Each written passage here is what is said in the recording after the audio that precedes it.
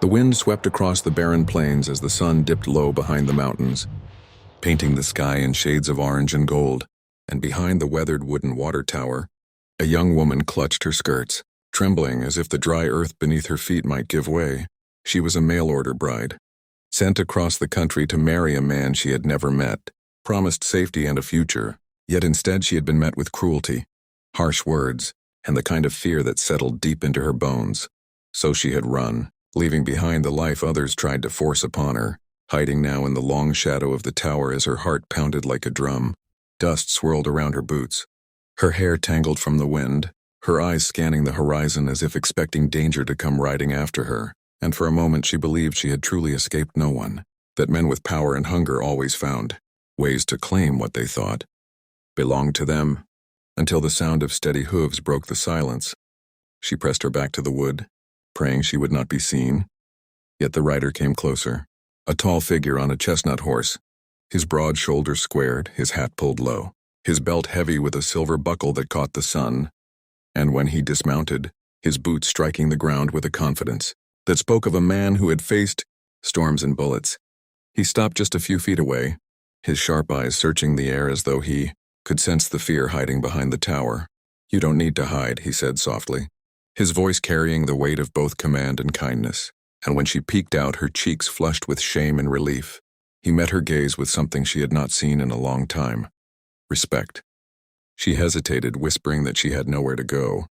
no family, no protection, and that every man who had promised her safety before had only turned her into a prize to be won, a possession to be used. The cowboy stepped closer, not with the force of demand,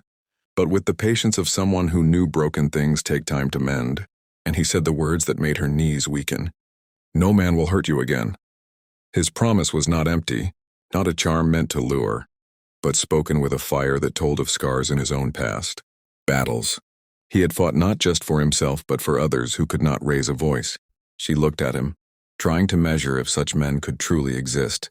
and the silence between them was filled with more meaning than words could ever hold. He reached out his hand, not to take but to offer, and slowly, trembling, she placed her palm in his, and in that moment, it was as if the chains she had carried since leaving home finally began to break. The plain stretched endlessly behind them,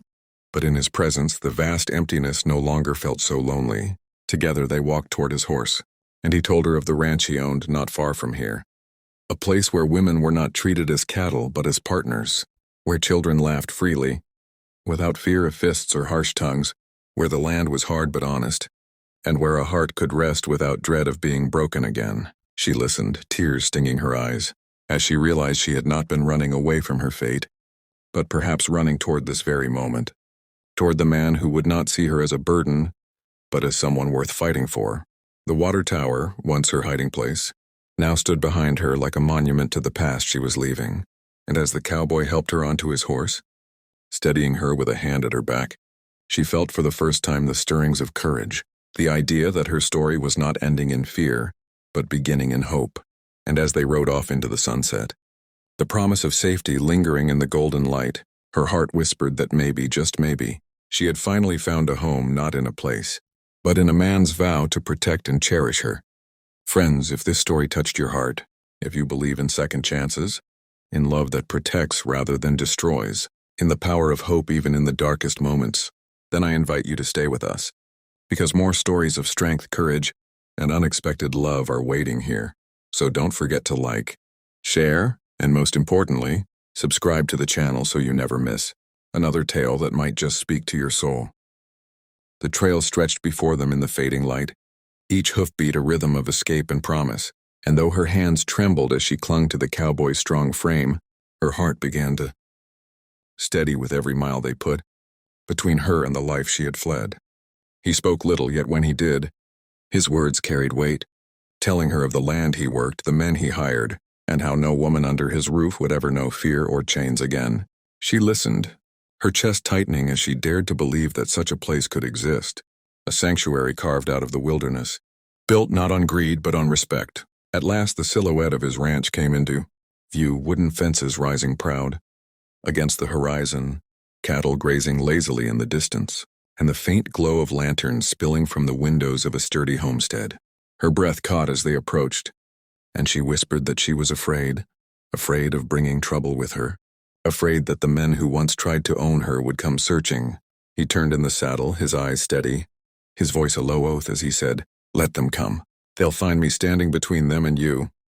In that instant, she saw not just a cowboy but a shield, a man carved from grit and loyalty, someone who did not see her as a burden but as a soul worth protecting. When he helped her down from the horse, her legs weak yet her spirit rising, she looked at the ranch not as a stranger but as someone on the edge of belonging,